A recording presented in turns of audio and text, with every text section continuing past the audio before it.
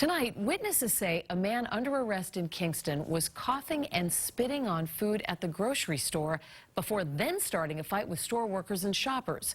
WBZ's Jim Smith is in Kingston now with the details. Well, a bizarre story here at this Stop and Shop in Kingston, and it really created anxious moments for customers and workers. The wild scene erupted just before noon Saturday in front of shocked shoppers. This cell phone video showing 2 or 3 men subduing another man.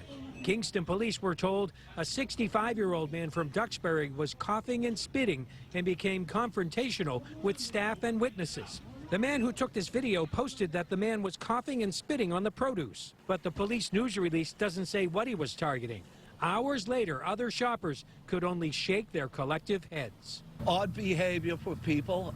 Maybe whoever did that has other problems, but something like that should not occur, period. That somebody would even think to do that, it blows my mind right now, especially with what's going on. And everybody should be bonding together and be respectful of each other and try to stop the spread of this awful thing that's going on right now. Stop and Shop calls this an unfortunate incident and says they have discarded potentially affected product and conducted a deep cleaning and sanitizing of all impacted areas. They also say the Board of Health inspected the store and said it is safe for shoppers. Police say there was no indication the suspect had COVID-19, but he was taken to a nearby hospital to be evaluated. We all have to think of not just the safety of ourselves, but the safety of others.